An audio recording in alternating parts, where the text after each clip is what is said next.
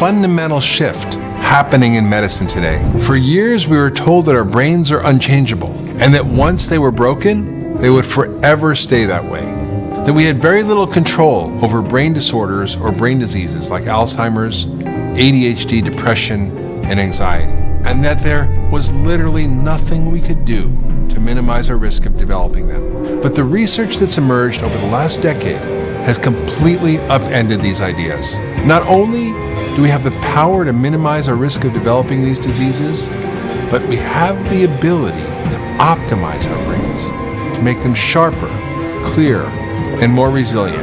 Hi, I'm Dr. Mark Hyman. I'm the director of the Cleveland Clinic Center for Functional Medicine, New York Times bestselling author, and practicing family physician. Last year, I debuted my first ever docuseries called Broken Brain, which featured over 50 experts, including neuroscientists, researchers, and physicians who helped us understand how the cure for brain disorders might lie outside of the brain. How things like mood and memory and attention and behavior problems and most brain diseases have their root in the rest of the body, in treatable imbalances in the body's key systems, and how our entire approach to treating brain disorders is completely backwards, and how we have much more control over these symptoms and diseases than we were previously told. I was completely blown away by how the series was received. Over 1 million people from all around the world watched Broken Brain and told us the series forever changed their understanding of brain health and gave them hope for the future. Now, as impactful as that series was, we barely scratched the surface when it comes to brain health. And that's why I created my brand new 8-part docuseries, Broken Brain 2, The Body-Mind Connection. In this series, we go even deeper into the factors that harm our brain and how we can finally heal from them. In my last docuseries, we talked about the powerful connection between our gut and our brain, and how healing the gut is step number 1 when it comes to treating brain disorders. But did you know that there are so many other connections between the body and the brain? In Broken Brain 2, we dive into the fascinating connection between our heart and our brain, and how these two organs work together in harmonious partnership that affects our overall health.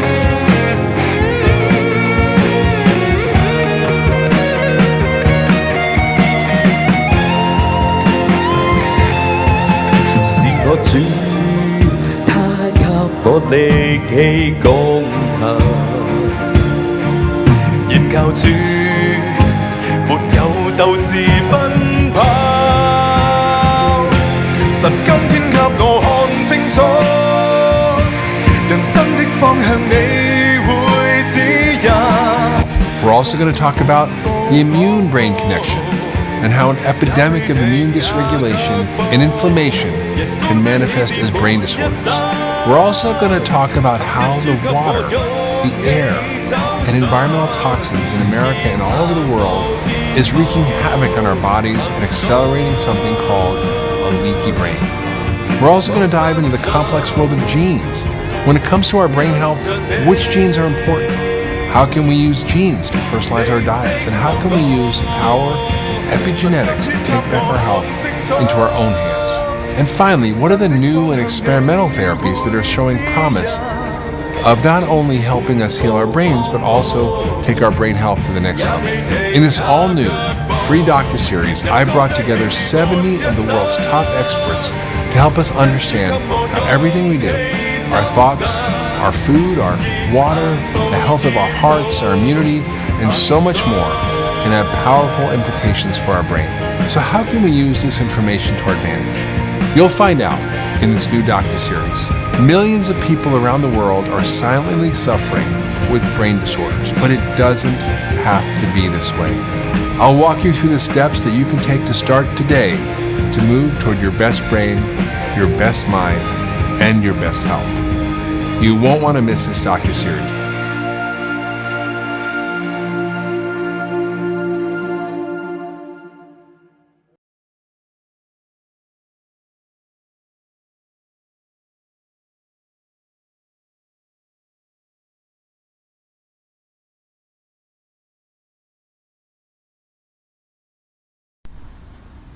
Hey there, it's Irene Lyon, and welcome to this 3-part video training on healing trauma. Thank you for joining me here to learn what trauma really is, what happens when it gets stuck in the body and nervous system, and of course what you can do about it so you can heal. Learning this info is a must-have if you've been on what I like to call a merry-go-round of healing practices and you're still trying to get to the bottom of what's really going on. I'll be diving into why some people heal more quickly than others who don't bounce back fast after certain events. Information in this series will be perfect for you too if you love to take charge of your health and want to know what you can do to support longevity, even in the absence of illness or pain. And science is backing this up, and you'll hear more about this in this series. So if you want to live with ease and grace, this is need to know intel. Some of you may have heard these 3 words: fight, flight, and freeze. And it's these 3 words, these 3 reactions that are driven by our autonomic nervous system.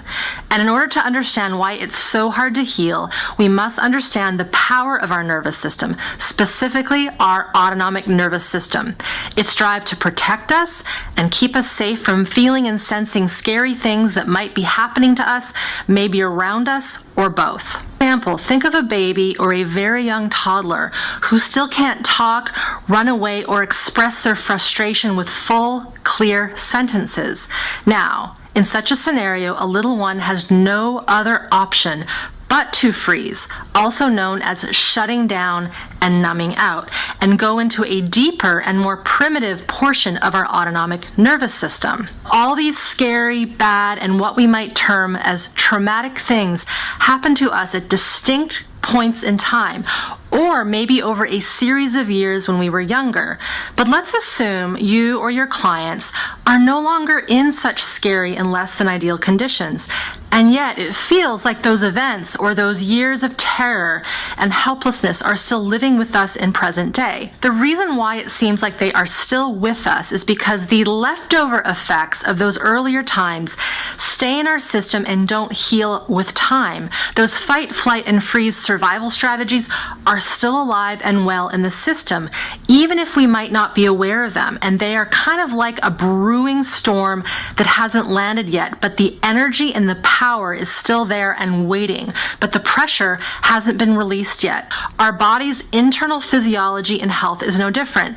Keep those survival responses on high, which is both fight, flight, and freeze, all together, and other bodily systems that autonomic nervous system is responsible for will suffer. And this is what the research is showing us. Those who have more stress and more adversity in their lives, when this traumatic stress is left untreated, physical and mental conditions pop up later in life.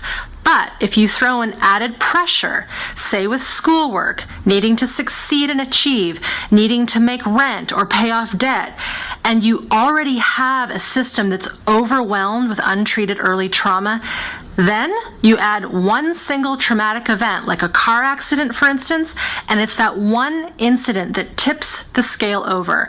And in such cases like these, you can see breakdowns in health and mental wellness much earlier, as early as our 20s and even teenage years. Also, what makes this story even more interesting is that all this stored up survival stress, I call this stuckness, that's in the nervous system, is kind of invisible. But just as I've mentioned, it shows up in the health of our organ systems, how well we are digesting food, how well we bounce back from a common cold or maybe heal wounds. It shows up in how we can think and process information, and even how we tap into our creative potential. The stuckness and chaos will impact how we relate to others, our ability to know what we want and how to set boundaries. It'll also determine how short our fuses might be for challenging situations and people. I soon discovered that we, human animals, trap stress in our body and can keep it for a lifetime if we do not process it consciously, which many of us don't. Turns out that old adage, time heals all wounds, isn't that true after all? And what's more true is that healing happens when we have the right practices in place and we understand what's actually going on the insides. This discovery was brought to the table in the late 60s by Peter Levine when he realized while studying biophysics at UC Berkeley that animals in the wild don't get PTSD when they are faced with stressful situations, whereas humans living in civilized and industrialized societies do. An animal such as an impala is being chased by a predator such as a cheetah. The moment this chase begins, that impala spikes into survival mode, and in this case it runs away, it flees and tries to escape and protect itself. This running away, this flight reaction, is the autonomic nervous system turning on high. In my field of study, we'd say this animal is now activated and in survival stress physiology. If the impala gets away from the cheetah, its nervous system will come down from the chase and it will go to the other side of this activation graph. When the threat goes up, the more primitive parts of the system become dominant, and when it goes down, the more evolved parts become dominant. It goes back to doing what animals in the wild do when they aren't being chased or hunting themselves: grazing, resting, sleeping. It's also where the physiology goes into healing and rejuvenation mode. The other scenario might be that the cheetah gets the impala, and the impala senses it might soon be cheetah dinner. So it'll go into a freeze reaction to numb out the pain of the kill. But while the impala may look dead, it's actually in deep shutdown response. And if that cheetah gets distracted by something else in the environment, maybe another animal wanting its kill, the impala will sense that it can flee and save its life. As you've been learning with me, humans have this exact same nervous system at our disposal. Yet, because of our societal conditioning and our higher brain centers, all too often we will keep running and fighting off that threat, or staying in freeze even when the threat and activating situation has long passed. In a nutshell, when we don't release and deactivate those freeze and fight-flight reactions, we stay stuck in our survival responses and live with limited access to the more evolved portions of our nervous system. And it is this stuckness that limits good health. Good health in the human system means good nervous system regulation. And regulation means a body system that is in good flow. It has these natural up and down rhythms and flow, which means when we experience stress, adversity, and traumatic events, we respond, but we don't stay in this response when the stress and adversity is gone. This means coming back to a relaxed state that allows for healing, social connection, and also higher brain functions such as creativity. Now let's take a look at how this held trauma in our system can cause people to react differently to the same event. But imagine a very minor car accident, something that's a 5-mile-per-hour fender bender. The people walk away from the accident with no problems at all. And it's so minor that there isn't even a need to exchange information because no damage is done to the car. Imagine that in the same car are two friends. Let's call them person A and person B, and both are in the back seat of the car. Person A walks away fine. Next day, they're fine. All systems, all autonomic nervous system functions are working smoothly. They have no trouble sleeping. They have no trouble getting into a car either as a passenger or driver. Their digestion keeps working. Muscles feel great. They were just as they were the day before. But person B, the following day, is not so great. They may have felt fine the day of the accident, but then the next day they wake up and they feel an unfamiliar anxiety. They notice that they startle when their kids come in from playing outside, and they don't want to drive to work the following day. And this continues over the period of a week or two. They start to get sore neck muscles. Their entire body becomes tender and sore. They get a common cold virus and may never get a cold. And their digestion starts to go off with heartburn and trouble with bowel movements. They go from feeling like a healthy human being to having no energy. And to top it all off, bouts of panic start to arise for no apparent reason. It describes perfectly how mysterious signs and symptoms can surface when someone might not think anything that big has happened to them. So I want you to imagine a swimming pool, and there's this pool with some beach balls in it, those good old plastic beach balls. Now imagine there are too many balls in this pool of all different sizes, and there are so many that they can't really move, and it's even hard to get them out of the pool. Now imagine your body is the pool. your nervous system, your cells, your organs. This is the pool, and the balls inside of the pool are the accumulated stresses and survival impulses, those fight, flight, and freeze reactions that are still humming and buzzing around because they never got a chance to fully act out and release. There's not a lot of space for much else, right? Too much stuff means not a lot of space for movement and general flow.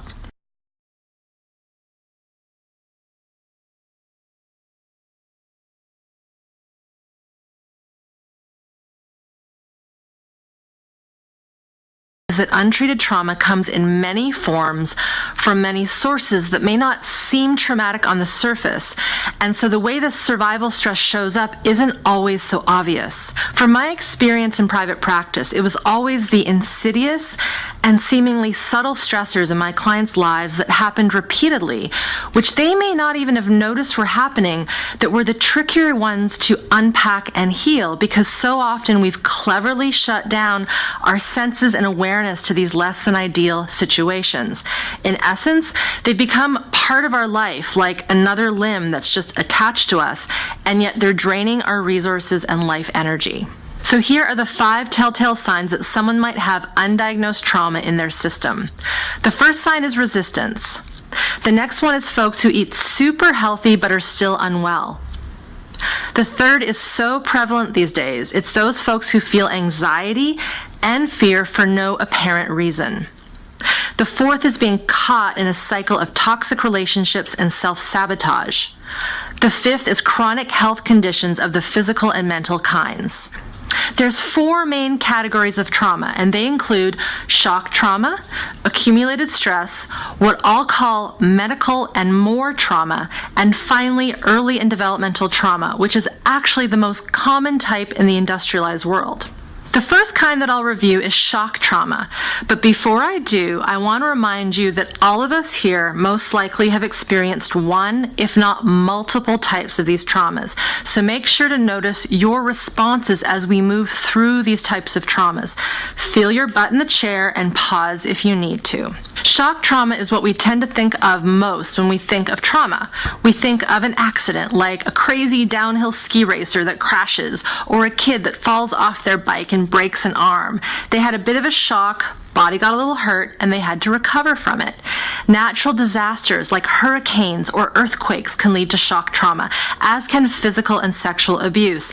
Even verbal abuse is considered shock trauma over the age of 5 years old. The second kind, accumulated stress, most people wouldn't think of as traumatic, but over time, just living in industrialized cultures can be traumatic. We accumulate our stresses due to our work environment, not enough downtime, bills to pay, families to take care of, not enough sleep, etc., etc., etc. If you think back to that swimming pool with too many beach balls inside of it, this would be accumulated stress that's going to wreak havoc on the nervous system as well as the body systems over time. The third kind of trauma, what I'll call medical and more, is a broader category, but it's important to tell you about it because all too often it goes overlooked as a possible reason someone might be struggling in their life even years after the actual incident took place. And that's what we classify as medical and anesthesia trauma, as well as near-death experiences and experiences where something happens to someone when they are unconscious. For example, if they've been drugged. Medical procedures that might be considered routine, such as a tonsillectomy or setting a bone after it's been broken, or even a routine doctor's appointment with a doctor who has a really poor bedside manner, can lead to us trapping our survival reactions, those fight, flight, and freeze reactions inside. Think of those balls being trapped inside of that swimming pool as I described in video 1. This category of trauma also includes experiences like getting knocked unconscious before we know what hit us, as might happen in high-impact sports, or being assaulted while unconscious, such as in date rape. What I want you to know is that you can heal from these experiences even years later, as well as learn what to do so you are better prepared to avoid trauma if you have medical procedures in the future. The last kind of trauma, which is actually the most common kind in the industrialized world, is early and developmental trauma.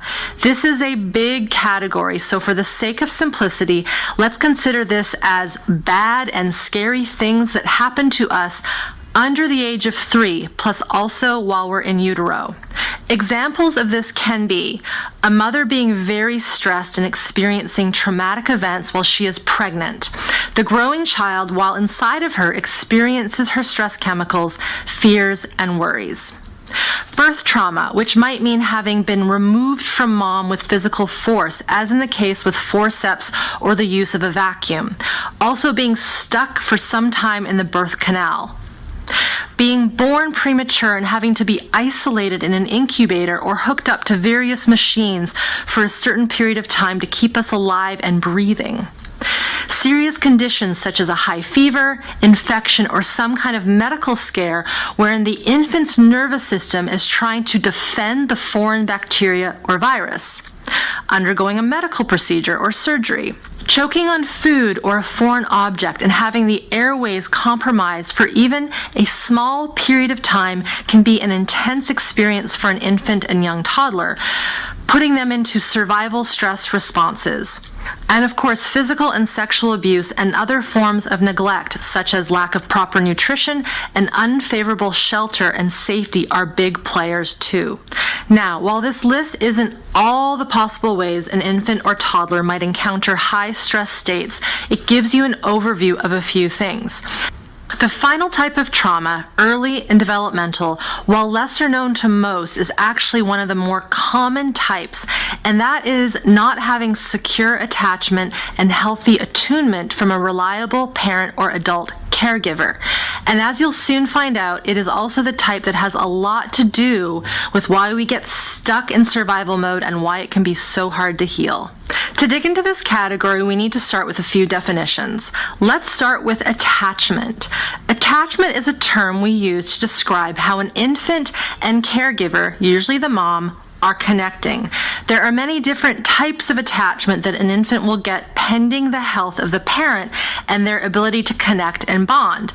But for our purposes right now, secure attachment is the best possible kind of attachment, which occurs when the mom or another adult caregiver is there for the baby when the baby needs soothing connection, is hungry, cold, too hot, and so on.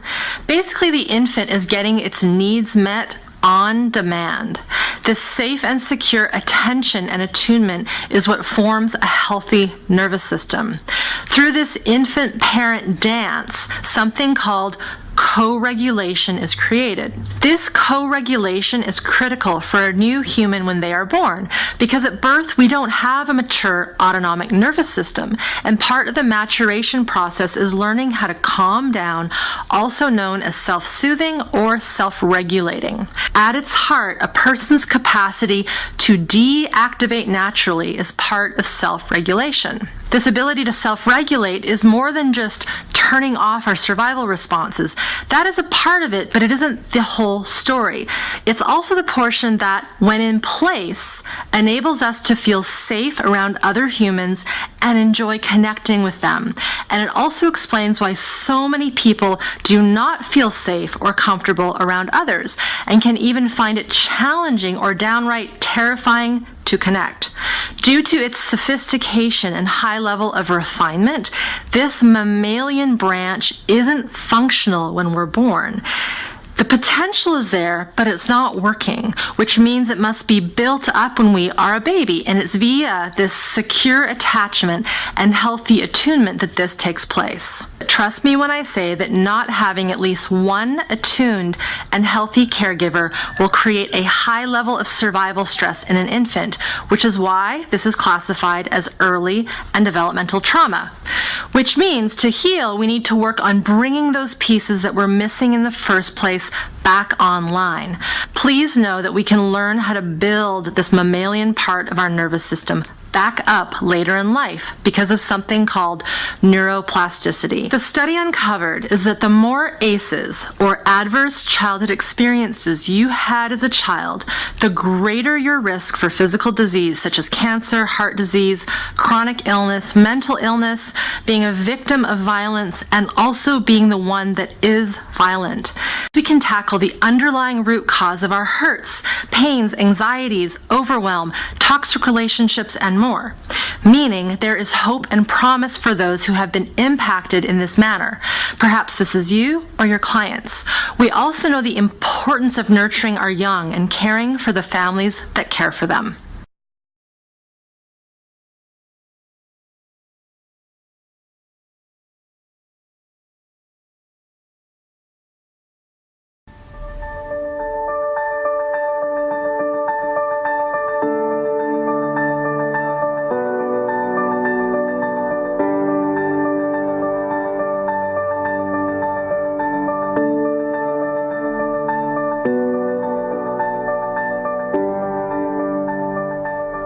The focus for today is learning how to do this. I'm about to break down the 5 key components that I have found must be understood and practiced so one can begin rewiring and regulating their nervous system, and of course, their entire body-mind interface. The 5 keys are: know what's going on, awareness and psychoeducation; connect, support and community; master your stress physiology; feel discomforts and fears; build capacity. Know what's going on, awareness and psychoeducation. To heal at this nervous system level, first you need to know what's really going on. Because of our higher brain and its cleverness, we need to feed it the right information about our nervous system so it can have the upper hand when we slip into survival mode. You know, in those moments when we shouldn't be. When it comes to awareness, we need to cultivate self-awareness and environmental awareness. So this means learning how to orient to yourself and to the environment around you. As we cultivate internal awareness, we become more aware where we feel tense and relaxed, of body sensations, of our internal impulses, and even our organs over time. We learn to not only feel impulses, but how to follow them. And by following our impulses, I don't mean following one's impulse to eat all the cookies in the cookie jar. It is about feeling into our internal physiology and knowing when it's trying to talk to us. So this is a very important piece. Also, we need to learn how to orient to our external environment, something that sounds simple but in reality is layered and is a huge part of growing nervous system health. Then we need high-level information, not dumbed-down versions of it, because let's face it, the body doesn't dumb down. So the education, the complex psychoeducation, is critical for healing trauma. Connect, support, and community. The next key for healing trauma and getting greater regulation back to your nervous system is proper support, connection, and community. And as Gladwell writes in his book, the Rosettans had created a powerful, protective social structure capable of insulating them from the pressures of the modern world. Simply put, the Rosettans had many experiences in their lives which created a positive effect on their social engagement nervous system. This system is that pro-social portion of our parasympathetic nervous system that I briefly touched on in video 2. Its job is to connect us with others. It also helps at our physiological level to downregulate, to self-regulate the heart rate and blood pressure when it senses excess stress. My sense is this was most likely why the level of heart disease within this Rosettan community was remarkably low. Their connection with each other was instilling a level of support and soothing that was, to put it simply, healing.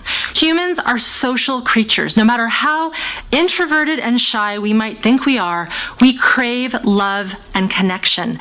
This part of our nervous system that is wired for human connection, this pro-social branch that is part of our vagus nerve, needs connection and attunement that's safe, secure, and filled with empathy, not only to develop when we're infants, but throughout our entire lives so we can maintain a sense of well-being and goodness, which we humans are wired to heal, grieve, celebrate, and create together. When we can connect with others who share this same path, people who get us and get what we are going through the way we do in Smart Body, Smart Mind, we see that it is possible for things to change for the better.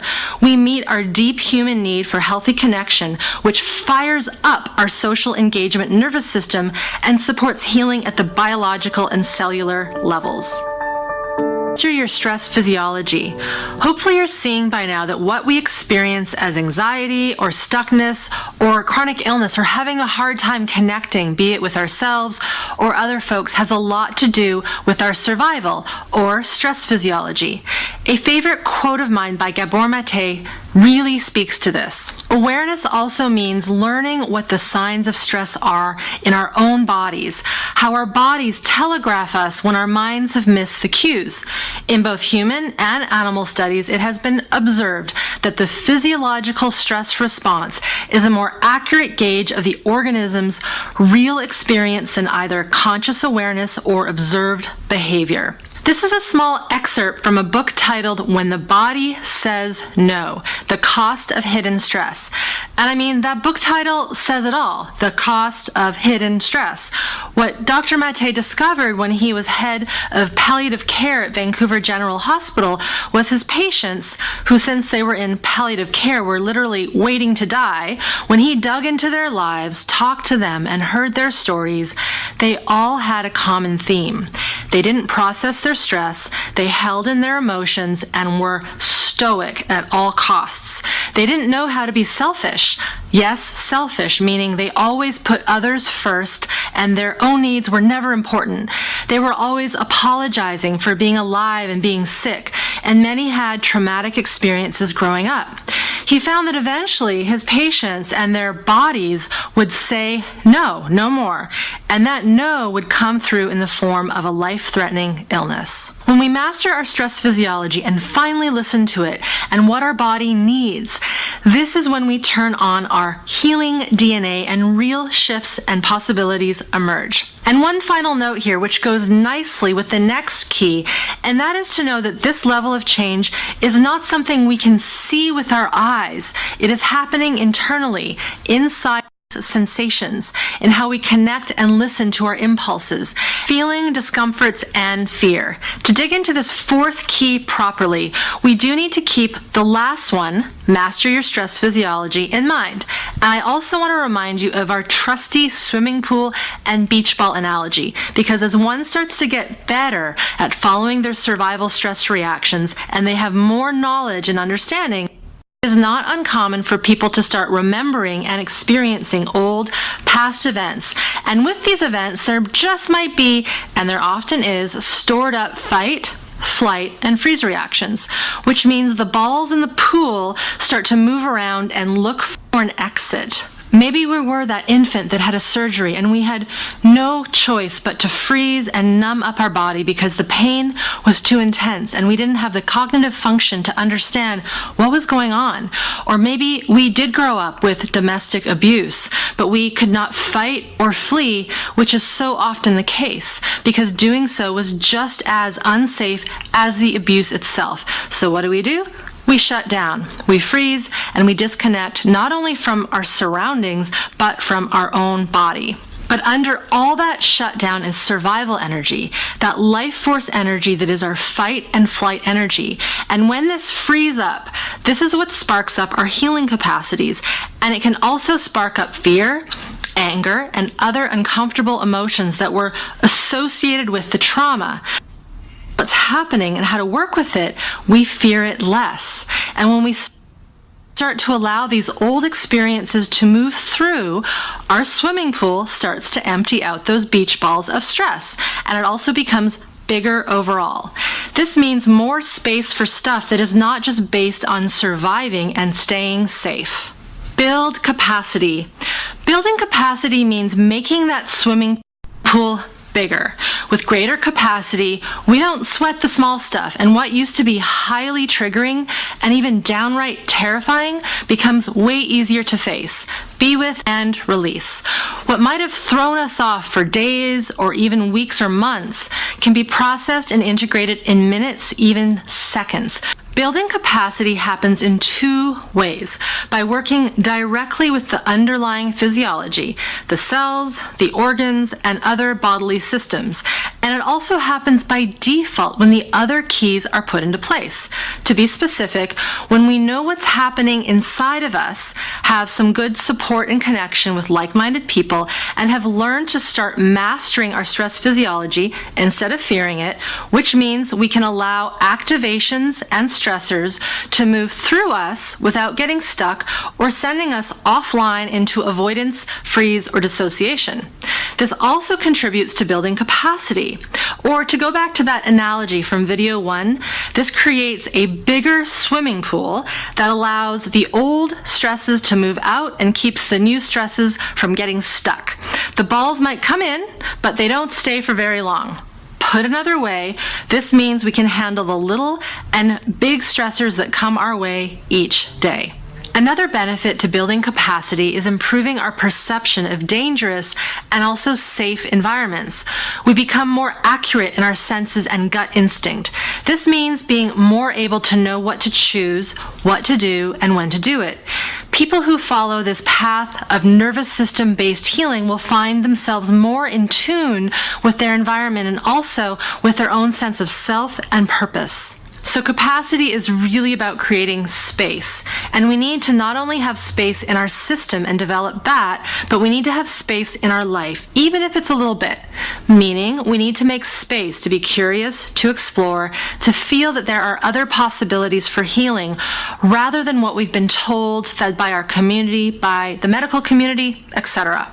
And it's even about creating space for more possibilities when it comes to our sense of self. A powerful byproduct of practicing these 5 keys is that folks find they have more access to themselves and their life force shines through. They are able to feel like and be themselves more and more naturally and spontaneously.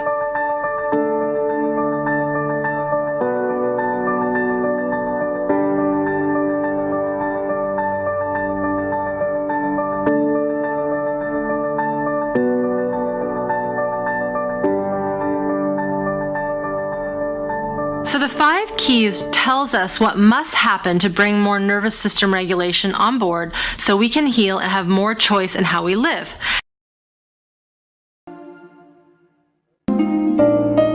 年月有如閃電飛過，但你的手從未離開過。看春光，看豔陽，看落葉，看冰河，你右手總晝夜扶持着我在地上年日，你已經數算過，你心底的意念如海沙那麼多。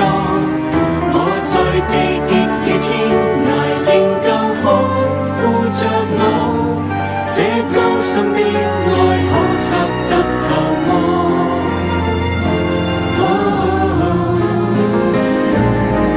仍要將愛雖避不過，但我有處同在能衝破。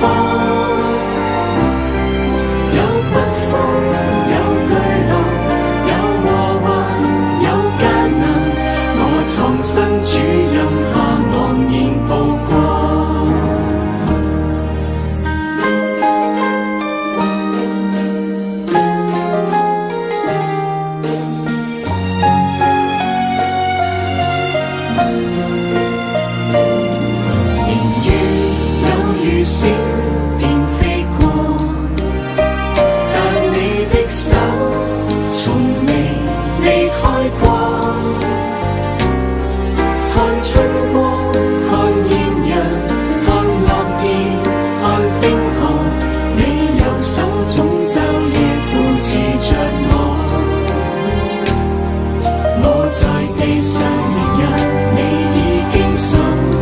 算過，你心底的意念如海沙那麼多。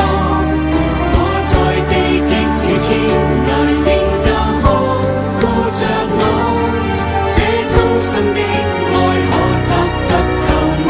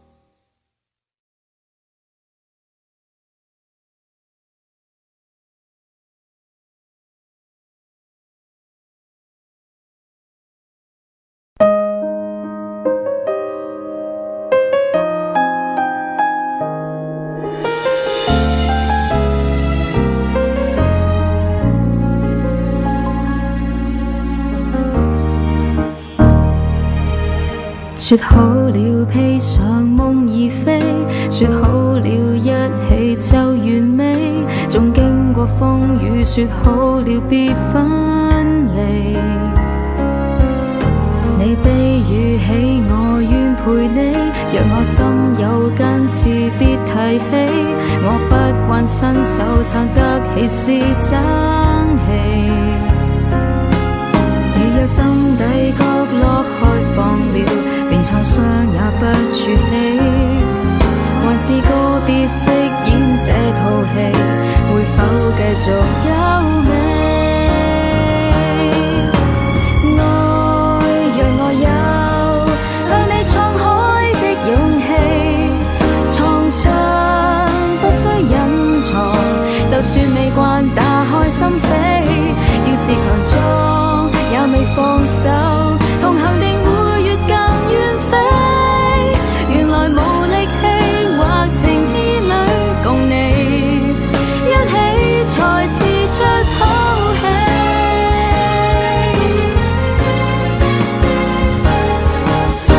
愛讓我有向你敞開的勇氣，創傷不需隱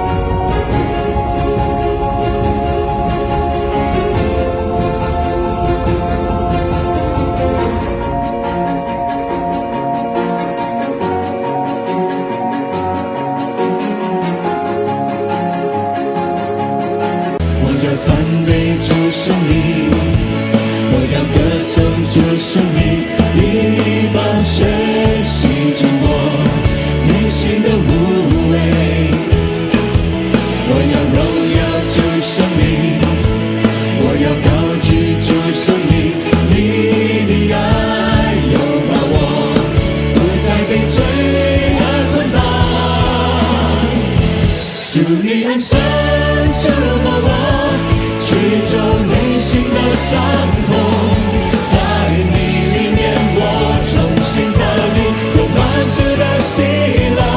主你荣光照亮我，生命不再有愁烦，在你里面我的神有灵，因你的爱我不再一样。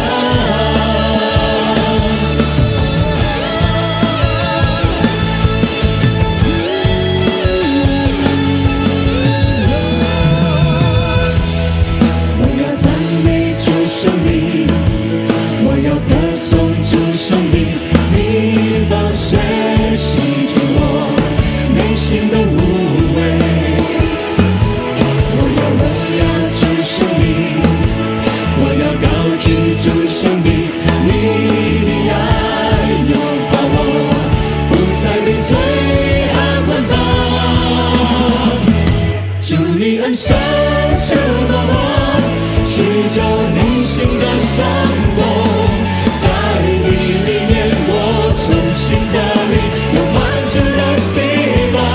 主你荣光照亮我，生命不再有愁烦，在你里面我的神有灵，因你的爱我不再一样。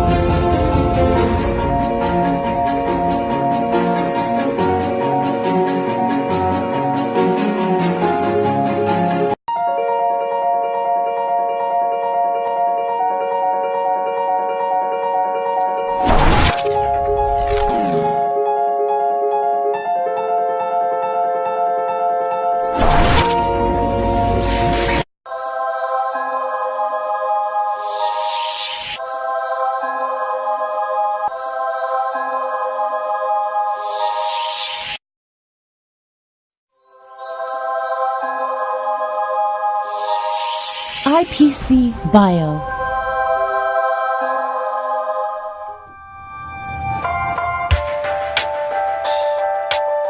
喺我哋生活嘅每一個領域，無論係人與人、物與物，甚至係細胞與細胞之間，都存在住規律。好多專家一直細化及探索每一個規律嘅組成同變化，用以改善我哋嘅生活。而質子能量技術正係現存最深入嘅突破，佢將帶領我哋進入全新嘅生命領域。規律無處不在，由浩瀚嘅宇宙到我哋身處嘅銀河星塵，到地球，都係由不同嘅物質組成，而物質亦由唔同嘅微粒排列而成。我哋嘅人體亦都係一樣，喺呢個微粒系統裏邊，我哋探索到有更多更細化嘅規律存在，由細胞到每一個分子，分子之內有好多原子，原子就包含咗質子、電子及中子，而其中質子嘅不規則運動就會對整個分子狀態產生影響。只要能夠改善質子運動狀態，就能夠改善佔我哋人體最大比例嘅水分子嘅功能。透過我哋革新嘅質子能量技術，就能夠改善及將質子振動有序化，從而改善水分子嘅物理狀態。規律嘅重整令質子運動更有序，有效優化身體內每一個分子，可以令我哋身體質素得到更有效嘅提升。我哋嘅目標係希望將呢種比納米科技更先進、更精細嘅質子能量技術，普及應用喺健康護理嘅層面上。透過重新排列體內質子嘅震動，已經證實有效緩解疼痛同埋加快治癒進程。結合微電治療技術同中醫經絡學原理，我相信我哋將會進入一個全新嘅健康領域。質子能量技術嘅轉化及應用層面非常廣泛，可以結合唔同嘅儀器，達到唔同嘅效果。iOne Plus 係現今最暢銷嘅手提式保健產品 iOne 嘅升級版，利用特定嘅紅光為載體，以非接觸方式將質子震動有序場導入身體，增強真皮層同皮下組織嘅微循環，促進新陳代謝及增強免疫力，並且能有效舒緩痛楚，加快傷口愈合，促進皮膚對外敷藥品嘅吸收。